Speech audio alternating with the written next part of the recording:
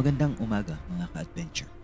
Ngayong araw, samahan niyo ako sa isa na namang pakikipagsapalaran. Tatahakin natin ang daan paakyat sa Mount Paho na matatagpuan dito mismo sa Aroroy, Masbate. Kaya huwag kang bibitiw dahil may mga hindi inaasahang eksena na siguradong makaka-relate ka. Simulan na natin.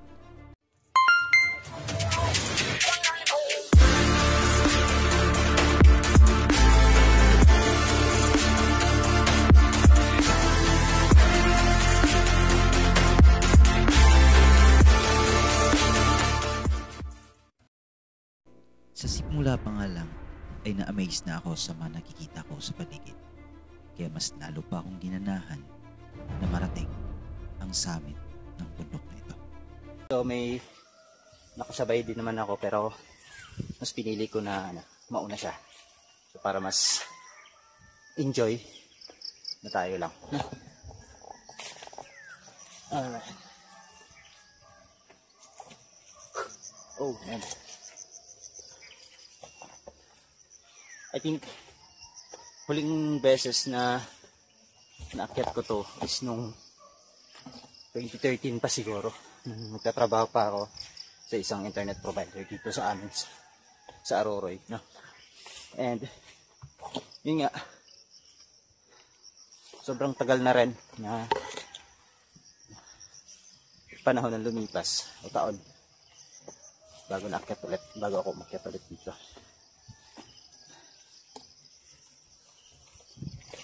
So ayan, makikita nyo maraming pa mga tanim. Ayan. As usual.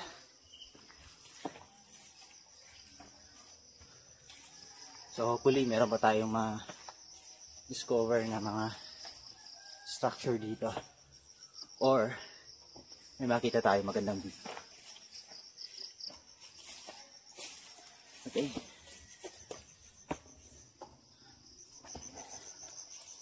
Alright.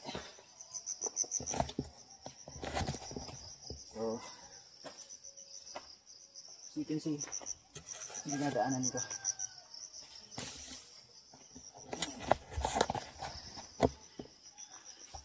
So mainit na dito sa part na to.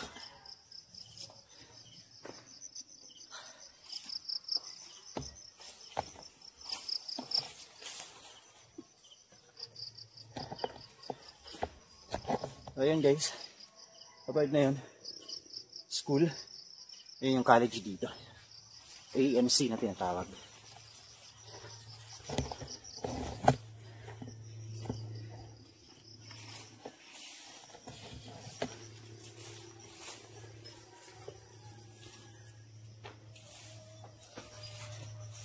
Yeah. Oh.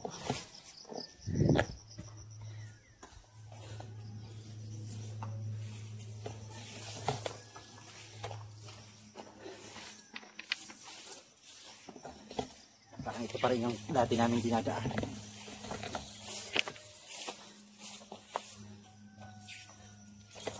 Okay.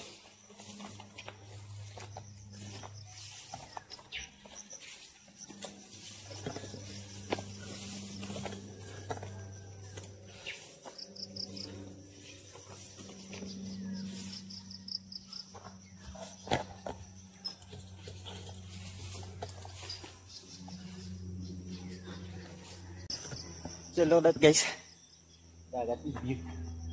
Wow, ang ganda. But yun nga lang, hindi nyo masyado siguro makikita lahat since na masyadong marami. Tara, tuloy tayo.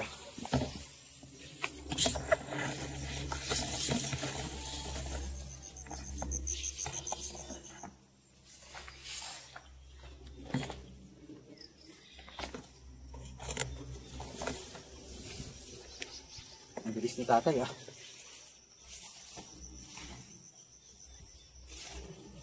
At sa pagkakataon ng ito ay unti-unti ko nang nararamdaman ang matinding sikat ng araw. Subalit dahil determinado akong maabot ang tuktok ng bundok na to. At para subukin ang aking sarili kung hanggang saan Ito pa rin ang yung kaya kong dating abutin. na dinadaanan ko noon.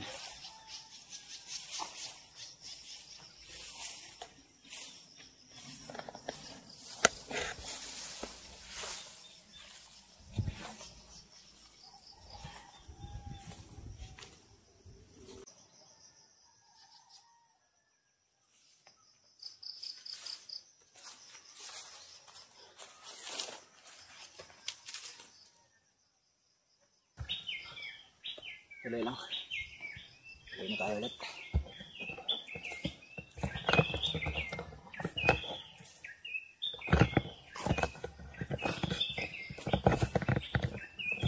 Ayan, so dito ako sa ilalim ng mga puno. And yeah.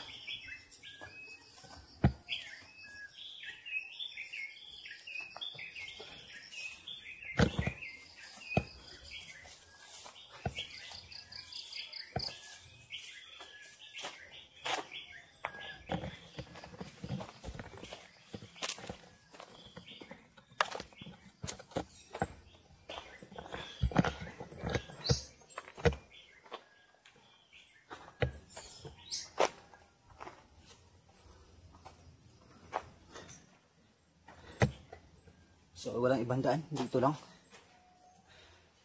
So, ito pa rin. Kaya ibang dadaanan.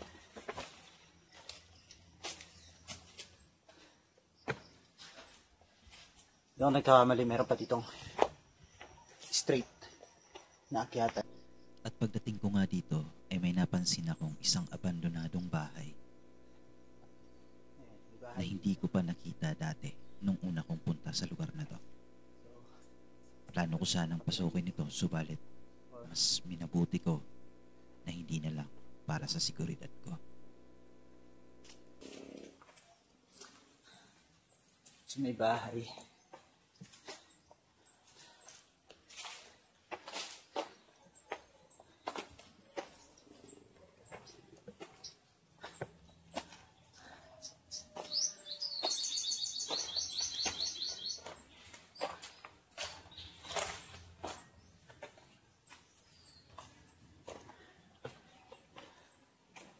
Hello. So, akala ko may nakatira. Wala pala. So, may daan dito. Yan lang po. At meron din dun. Pero siguro, dito na lang. Alright. Yeah.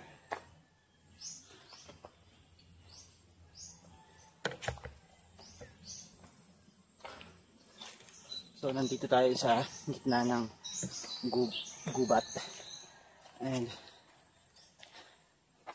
as you can see, wala tayong makikita dito kundi mga puno. And, yung maririnig natin is hunilang ng ibon.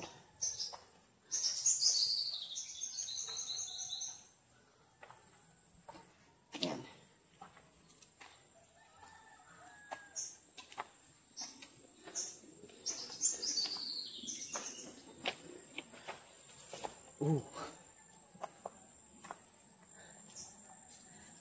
So may daan. May lalaki doon. Subukan kaya natin dumaan dito. And tayo dadaan. And parang bago yata to. Kaya rin sinasabi kanina sa akin ng lalaki na dinaanan ng excavator. Okay, so ito natin.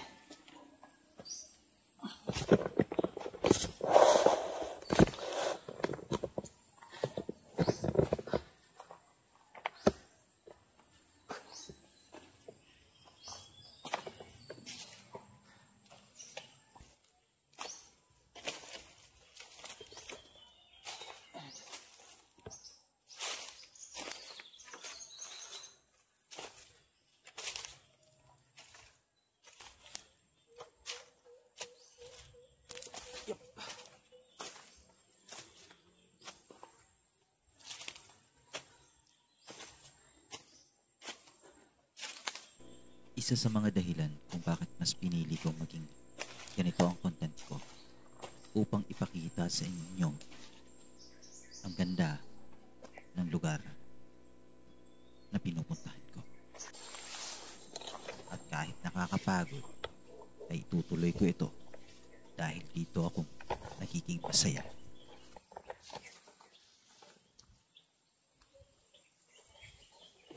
Meron ka dito. So, medyo nagkakaroon na dito ng hangin.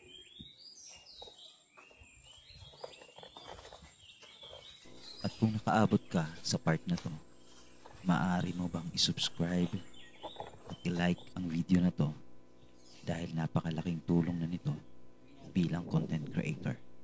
Maraming salamat po.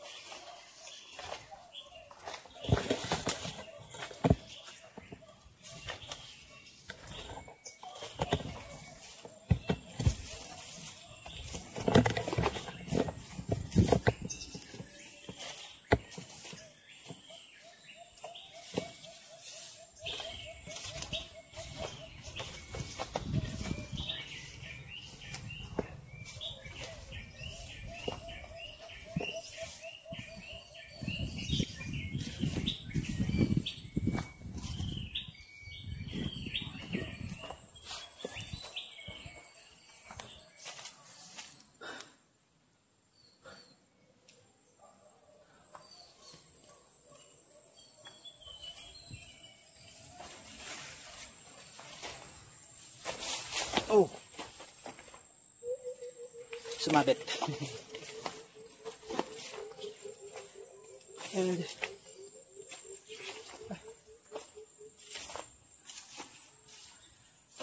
ayan pa guys.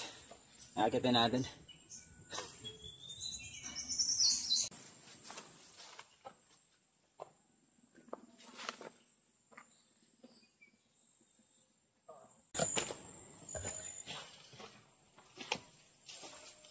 Ayan nga guys, so tayo. So, diba? Kaya.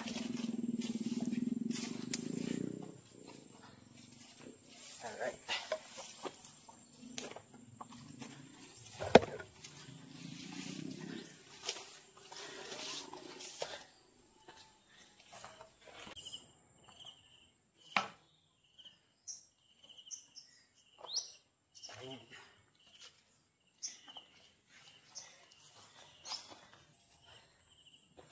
Oh man.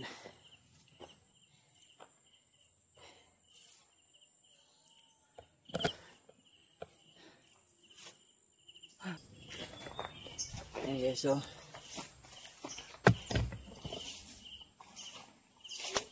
yun nasa mataas na tayong lugar guys. So, tingnan nyo. Wow. Ang dagat kita-kita. So, pwede pag nasa taas na tayo, marami pa tayong makita. Hindi mas maganda. Okay.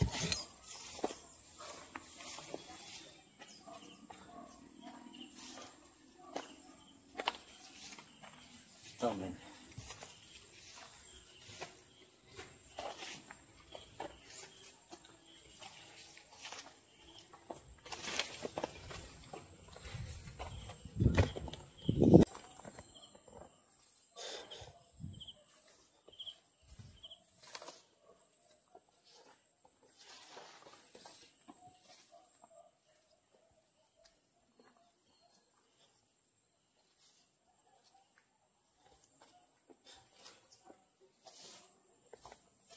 Ayan, so itong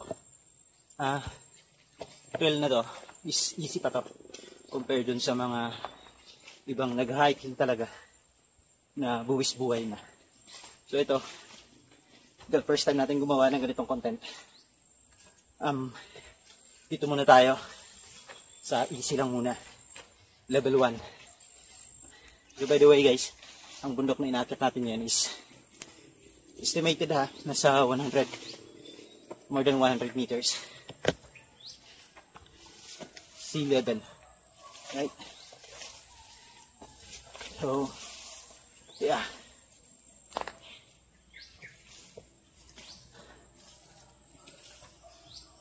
At sa mga sandaling ito ay ramdam ko na ang pagod. Subalit kailangan nating magpatuloy para mas lalo nating ma-appreciate ang ganda ng lugar na ito. Ito na ba yun? May daan dito.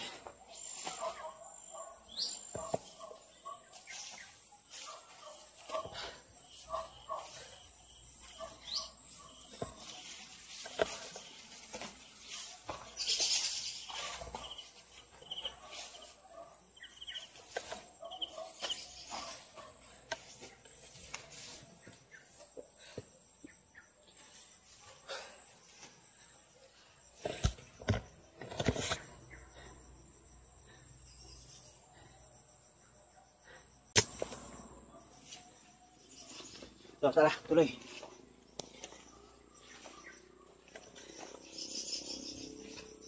Baka tayo na ito. Huwag naman sana.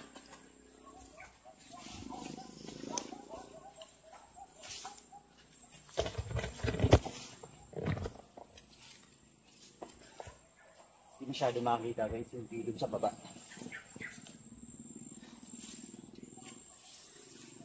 Sana. Malinis na. Ewan ko lang doon sa top. Ito kasi parang hindi pa to yung top. So, try natin. Kung kayang abutin, may makita niyo yung view sa baba.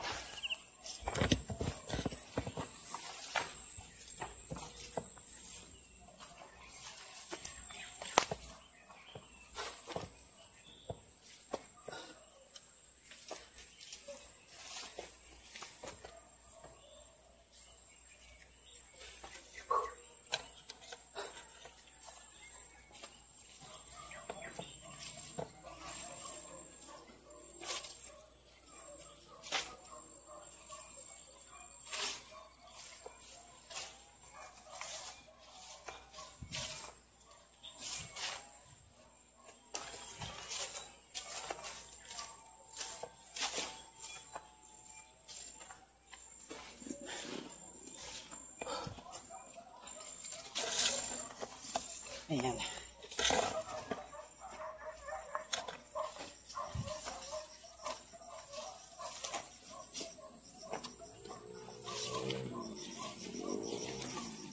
Sobrang dyan tayo.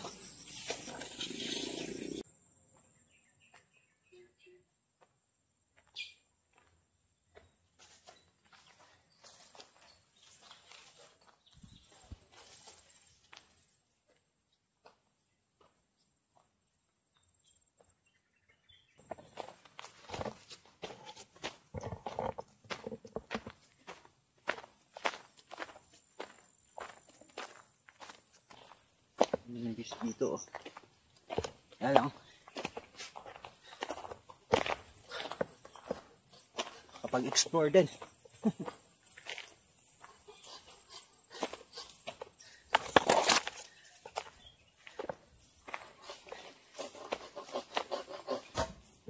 So ayun guys, so tuloy na tayo ulit sa lakad natin.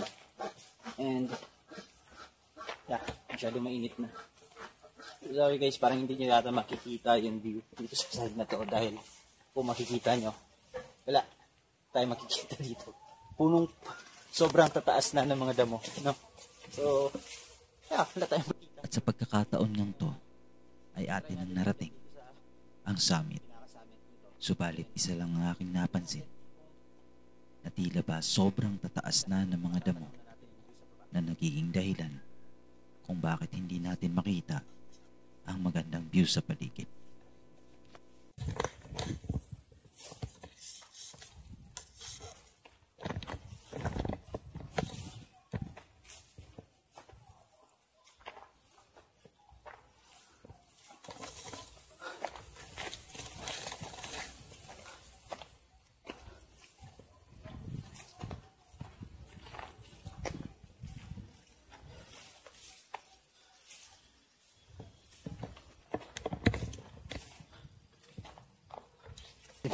Yung punt na dito. lang tayo.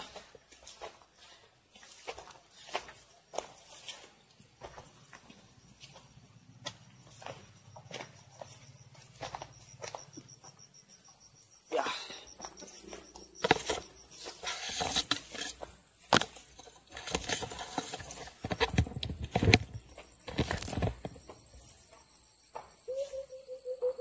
Guys, wala tayong makita na view sa baba, kundi puro lang mga matataas na damo at punong kahoy.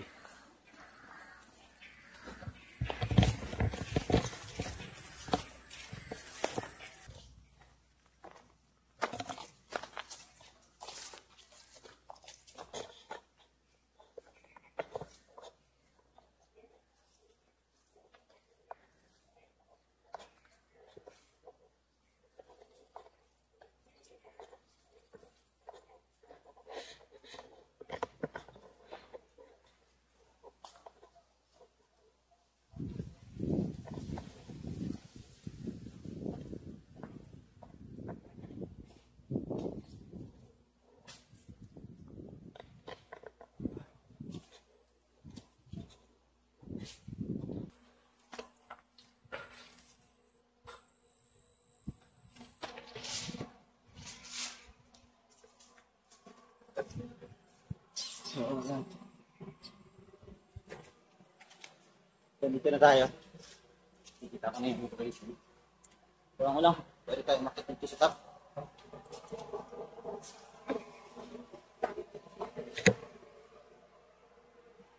Sana pwede. Narinig yung ingay galing sa genset ng Smart Tower.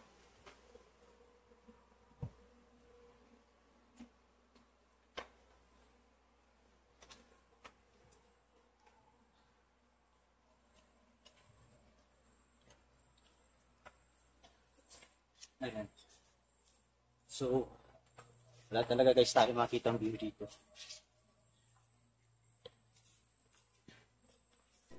At sa pagkakataong to, tinanggap ko na wala tayong makikitang magandang view, kundi ang mga matataas na mga puno na nakakatulong para panatilihing matibay at iwas sa landslide ang bundok na ito. Bagamat hindi natin makita ang magagandang view sa paligid, sapat na ito upang makita at ma-appreciate natin ang natural na ganda ng kalikasan. Sana lang ay mapanatili ito at ingatan na hindi masira ng dahil lamang sa pagmimina. Ako si Kuya Shane. Sa muli, maraming salamat sa inyong panonood.